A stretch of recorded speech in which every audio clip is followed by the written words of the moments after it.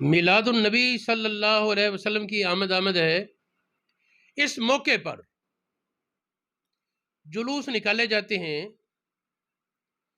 جلوس نکالنا درست ہے، اچھی بات ہے، اس کا چلو ایک عظمت کے اظہار کا طریقہ ہے، لیکن اس میں 3 طرح کی قباحتیں ہم دیکھتے ہیں، ان کا ازالہ بھی ضروری ہے۔ پہلی قباحت وہ یہ کہ جب جلوس جا رہا ہو تو لوگ اپنے گھروں کی چھتوں پر کھڑے ہو کر ان پر شاپر پھینکتے ہیں جن میں پکا ہوا کھانا ہوتا ہے، مٹھائی ہوتی ہے، وہ شاپر گرتے ہیں، پھٹتے ہیں، اور کھانے کی بے ادبی ہوتی ہے، بے حرمتی ہوتی ہے۔ بھی اگر دینا ہی ہے اچھی بات ہے دیں، لیکن چل پھر کر دیں، ہاتھوں میں پکڑائیں۔ چھت سے پھینکنا زور زور سے، کبھی ادھر کبھی ادھر، تو اس میں رزق کی بے حرمتی ہے، رزق کی بے حرمتی ہے، اور یہ اللہ پاک کے ناراضگی کا سبب ہے۔ ایک حدیث پاک ہے، مال ضائع کرنا حرام ہے۔ مال ضائع کرنا، بعض حدیثوں میں مکروہ کا لفظ ہے، اس سے مراد مکروہ تحریمی ہے، بعض حدیثوں میں نہی ہے، نہی اصل حرمت کے لیے ہے، بعد میں ناراضگی ہے، اللہ پاک ناراض ہوتا ہے اس پر، یہ بھی ظاہر ہے بہت بری بات ہے۔ پھر مال ضائع کرنا، تو یہ جو ہے رزق ضائع ہوتا ہے، یہ مال بھی تو ہے نا، اس پر پیسہ تو خرچ ہوتا ہے۔ ایک تو یہ وجہ ہے اس کی منع ہونے کی، اور یہ حدیث امام مالک نے بیان فرمائی، الادب المفرد میں امام بخاری نے بیان فرمائی، بخاری شریف میں امام بخاری نے بیان فرمائی، بخاری شریف میں 1477 نمبر حدیث ہے، اس کے سوا بھی 4 اور ہیں جگہ۔ مسند احمد بن حنبل میں، مشکل الاثار میں امام طحاوی نے، طبرانی کبیر میں ابن خزیمہ نے، اور دیگر علماء نے اس حدیث کو بیان فرمایا۔ مسلم شریف میں بھی یہ حدیث موجود ہے، مسلم شریف کا 593 نمبر حدیث ہے یہ۔ اضاعت المال، مال ضائع کرنا، ایک تو یہ آگیا۔ دوسرا دیکھیں، یہ جو پھینکا جاتا ہے اللہ کا رزق، اس کی بھی حرمتی ہوتی ہے نا، بے ادبی ہوتی ہے۔ تو یہ امام اسقلانی سے ایک جگہ سوال ہوا، تو اس کے جواب میں آپ کہتے ہیں، لا عالم احد من العلماء، میں علماء میں سے کسی کو نہیں جانتا، قال بجواز اہانت الخبز، جس نے کہا کہ روٹی کی توہین کرنا جائز ہے، بھی عزتی جائز ہے، کا القائی تحت الارجل، جس طرح پاؤں کے نیچے پھینک دیجئے، اس کے اوپر بندہ چلے پھرے، روٹی ثابت ہو یا ٹکڑے ہو ایک ہی چیز ہے نا، اس طرح روٹی ہو یا کوئی اور رزق ہو، قاعدہ تو وہی آئے گا نا۔ اس طرح جو اس میں سے گر جائے ذرے، وطرح ما تناثر منہ فی المزبلہ، جو ذرے وغیرہ کے گر جائیں انہیں خاک روبہ روڑی پر پھینکنا، اس کا کوئی عالم جواز کا قائل نہیں۔ اب یہاں کیا ہوتا ہے، جلوس کے بعد بہت سے کیا چاول اور کیا مٹھائی کے ذرات ارے پرے بہت سی چیزیں گری پڑی ہوتی ہیں، جھاڑو پھرتا ہے اور کوڑے ہوئے وہ پھینک دیتے، یہ ناجائز ہے۔ اچھا، اس سے کوئی یہ نہ کہے کہ ہم چھہارے وغیرہ لٹانے کی جواز کے قائل نہیں، وہ ہے ایک مجلس ہو، نکاح کی مجلس، اس میں چھہارے اڑائے جائے، اس کا ثبوت ہے، یا اسی طرح سب کو کہنا جی اٹھا لو خود، وہ اور چیز ہے، لیکن یہ کہ چھینا جھپٹی اور اس میں چیزیں گریں دھکم پی لو، یہ نہیں۔ اس طرح چیزوں کو اڑا اڑا کر پھینکا جائے جن کے پھینکنے سے وہ چیز تلف ہو، ضائع ہو جائے، بھی چھہارے تو نہیں ٹوٹے پھوٹیں گے نا پھینکنے سے، لیکن یہ جو چاول وغیرہ پھینکے جاتے ہیں، مٹھائی پھینکی جاتی ہے، بوندی وغیرہ پھینکی جاتی ہے، یہ تو ضائع ہوتی بہت ساری اس طرح۔ ایک تو یہ مسئلہ تھا۔ ہاں، تو اس میں ایک حدیث تھی، اکرم الخبز، روٹی کی عزت کرو، روٹی کی عزت کرو۔ یہ کئی جگہ ضعیف سندیں بھی ہیں، لیکن اس کی ایک مضبوط سند ہے، مستدرک امام حاکم، مستدرک امام حاکم میں یہ حدیث موجود ہے 7145 نمبر پر، انہوں نے کہا یہ حدیث صحیح ہے۔ امام زابی تو کسی حدیث کو صحیح مانتے ہیں، ورنہ وہ کہیں سے کوئی کمزوری ملے تو کہہ دیتے ہیں نہیں جی صحیح نہیں. زابی نے حاشیہ لکھا نا مستدرک کا، ایک ایک حدیث کو پرکھا، تو اس حدیث کو زابی نے بھی صحیح کہا ہے، صحیح صحیح ہے. اچھا، ایک بزرگ تھے، ان کا واقعہ، یہ مدخل شریف ایک کتاب ہے ابن حاج کی، ابن الحاج کی کتاب المدخل. یہ کتاب نبی پاک صلی اللہ علیہ وسلم کی بارگاہ میں مقبول کتابوں سے ہے. مولانا شاہ محمد رضا خان نے بھی اس کی بہت تعریف کی، اور حضرت سید فقیہ اعظم علیہ الرحمہ جد امجد وہ بھی اس پر بہت اعتماد کرتے تھے. اس کتاب میں دوسرے جلد کا صفحہ 80، اس پر ایک بزرگ کا واقعہ ذکر ہے. ان کے پاس جب گندم آتی اور اس کے کچھ دانے دروازے میں گر جاتے، ان کے آستانے کے باہر گر جاتے، اس وقت تک نہ خود بیٹھتے نہ کسی کو بیٹھنے دیتے خدام میں سے، کہتے پہلے یہ دانے اٹھاؤ، پہلے یہ اللہ کا رزق جو زمین پر گرا ہے اس کو اٹھاؤ، پاؤں کے نیچے نہ آئے. غور کریں، فرماتے ہیں اذا جاء القم، گندم آتی، لم یترک احد من الفقراء فی الزاویہ، جو ان کے مکان میں ان کے خیمے خانقاہ میں موجود ہوتے لوگ کسی کو نہ چھوڑتے، کوئی اور کام کرنے نہ دیتے، حتیٰ یلتقطوا ما وقع من الحب علی الباب او علی الطریق، راستے میں یا دروازے پر جو دانے گرے پہلے وہ اٹھاؤ.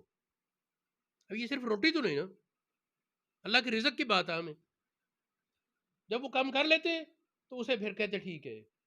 مدخل شریف میں فرماتے یہ بات سنانے کے لیے میں نے یہ روایت بیان کی، فرماتے ھذا الباب مجرب، یہ طریقہ، یہ دروازہ اللہ کی رحمت حاصل کرنے کا تجربہ شدہ ہے. جو اللہ کے رزق کی عزت کرے گا اللہ پاک اس پر رزق کے دروازے کھول دے گا. کل من عظم نعمت اللہ ہے، جو کوئی اللہ تعالیٰ کی نعمتوں کی تعظیم کرتا ہے، لطف اللہ تعالیٰ بھی، اللہ پاک اس پر لطف فرماتا ہے، واکرمہ، عزت عطا فرماتا ہے. اگر لوگوں پر شدت آ جائے، قحط پڑ جائے، جس کا یہ حال ہے کہ وہ اللہ کے رزق کی عزت کرتا ہے، اس کو اللہ پاک راستہ دے دیتا ہے اور اس کو کوئی نہ کوئی سبب پہنچا دیتا ہے. جعل اللہ لمن هذه صفته فرجا ومخرجا علی منوالہم فانسج ان کنت ذا حزم، اگر تجھ میں عقل دانش ہے تو ان کے طریقے پر چل. جب اللہ کی رحمت کے بغیر گزارا نہیں تو اس کے رزق کی بے ادبی سے بچ. دوسرا معاملہ یاد رہے کہ یہ ہمارے معاشرے میں ایک بہت بڑی جلوسوں میں قباحت ہوتی ہے نظر بازی کی. عورتیں جو چھتوں پر کھڑی ہوتی ہیں میک اپ کر کے، بناؤ سنگار کر کے، وہ مردوں کو دیکھ رہی ہوتی ہیں اپنے اپنے ٹارگٹ بنا کر، بعض اوقات آنکھوں کے اشارے بھی ہوتے ہیں. اس طرح جو مرد جا رہے ہوتے ہیں ان میں سے کچھ گھٹیا ذہنیت کے لوگ، انہیں دیکھا گیا ہے کہ وہ چھتوں پر کھڑی عورتوں کو اشارے کرتے ہیں، دیکھتے ہیں. اب اس نظر بازی کے مسئلے میں قرآن پاک کی آیت کافی ہے، سورۃ النور کی آیت نمبر 30 اور 31. ان میں اللہ پاک نے فرمایا ایماندار مردوں کو کہہ دو اپنی آنکھوں کو روکیں، اجنبی عورتوں کی طرف نہ دیکھیں، بے حیائی کے مناظر کو نہ دیکھیں. آگے فرمایا 31 نمبر آیت میں عورتوں کو کہہ دو اپنی آنکھوں کو روکیں. وہ آنکھ جو رسول اللہ کی نافرمانی میں کھلے وہ آنکھ پھوڑ دینے کے لائق ہے. وہ آنکھ جو رسول اللہ کی نافرمانی میں دیکھے وہ آنکھ پھوڑ دینے کے لائق ہے. رسول اللہ کی فرمان برداری میں آنکھ، رسول اللہ کی فرمان برداری میں کان، رسول اللہ کی فرمان برداری میں زبان چلے تو یہ جنت کے راستے ہیں، اور نافرمانی میں چلے تو وہ جہنم کا راستہ ہے.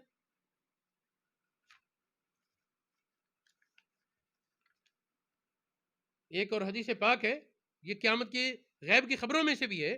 نبی پاک نے فرمایا کہ ہم میری امت میں سے کچھ لوگ ہوں گے، دو صنف ہیں، اس میں آگے چل کر فرمایا نساؤہم کاسیات عاریات، ان کی عورتیں کپڑے پہن کر ننگی.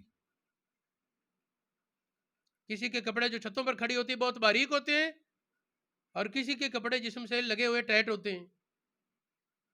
یہ اس کاسیات عاریات میں آئیں گے. یہ حدیث مسلم شریف میں، مسند احمد بن حنبل اور دیگر بہت سی حدیث کی کتابوں میں موجود ہے. ایک بات اور، عورتوں کو حکم تو یہ تھا کہ وہ بناؤ سنگار کریں اپنے شوہروں کے لیے،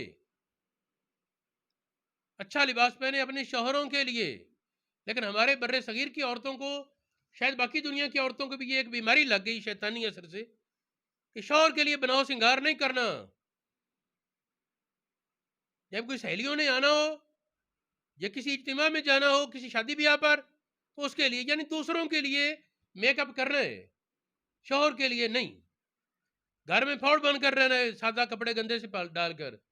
اور جب کوئی سہیلیاں آنی ہے یا کسی کے پاس جانا ہے یا کوئی اجتماع ہے تو پھر اچھے کپڑے بناؤ، سنگار خوب ٹھیک ٹھاک بن سور کر. اللہ کی بندیوں ہوش کرو، جس کو تم نے دکھانا تھا اپنا حسن اس کو تو دکھاتی نہیں، اور جس کو دکھانے کی اجازت نہیں تھی، کسی مجبوری میں جانے کی اجازت ہو بھی حسن دکھانے کی اجازت نہیں تھی، وہاں پھر تم کیا کیا بنسی سورتی ہو. اللہ پاک ہدایت عطا فرمائے. تو یہ چونکہ عید میلاد کے موقع پر ہم یہ دیکھتے ہیں نا. اچھا، تیسری خامی جو جلوسوں میں دیکھی وہ یہ، بعض جلوسوں میں یہ ہوتا ہے کہ مرد و زن کا اختلاط ہوتا ہے، عورتیں بھی چل رہی مرد بھی ساتھ ساتھ. ظاہر اس میں اور زیادہ قباحت ہے اور ناپسندیدگی، شریعت کی مخالفت ہے. ہمارے علاقے میں ایک اور قباحت ہے کہ جلوسوں میں شخصی نعرے لگائے جاتے ہیں. جو جلوس نکال رہا ہے اس کا ایک آدھ نعرہ لگ جائے کوئی حرج نہیں، وقتاً فوقتاً. جلوس نکلوانے والے کا ایک آدھ نعرہ کوئی حرج نہیں، وقتاً فوقتاً. کسی بینر پر ایک آدھ پر نام لکھا ہو کوئی حرج نہیں. لیکن یہ ایک نبی پاک کے نعرے تھوڑے اور جلوس نکلوانے والوں کے نعرے بہت زیادہ ہوں، اس کو یہ پھر یا تو کہنا نبی پاک کا جلوس کہیں نا، فلاں یا فلاں شخصیت کا جلوس کہیں پھر ٹھیک ہے. پھر بعض جلوسوں میں یہ دیکھا گیا کہ وہ وہاں رواج کیا ہے، ساز باجے ڈھول ڈمکے شور شرابہ، یہ تماشے ہوتے ہیں. اب اصل مسئلے میں تو اس کی بھی گنجائش نہیں. بخاری شریف سیاح کی روایت میں ہے، اللہ پاک نے مجھے بھیجا، نبی پاک نے کہا اللہ پاک نے مجھے بھیجا آلات لاو کو مٹانے کے لیے، ختم کرنے کے لیے، اور یہ نبی پاک کے جلوس میں اس کو لے آئے. تو کتنی زیادہ یہ ناپسندیدگی کی بات ہوگی. اسی طرح کچھ اور لوگوں کو دیکھا گیا کیا کرتے ہیں، وہ جی جانور بنا کر پھرتے ہیں، اوپر مجسمے،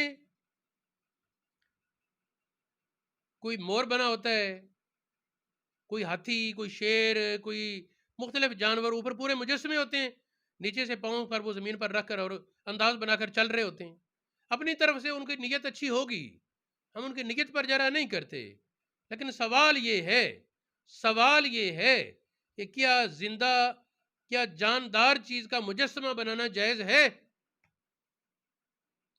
کیمرے کی تصویر کے بارے تو چلو کچھ اختلاف مل جائے گا،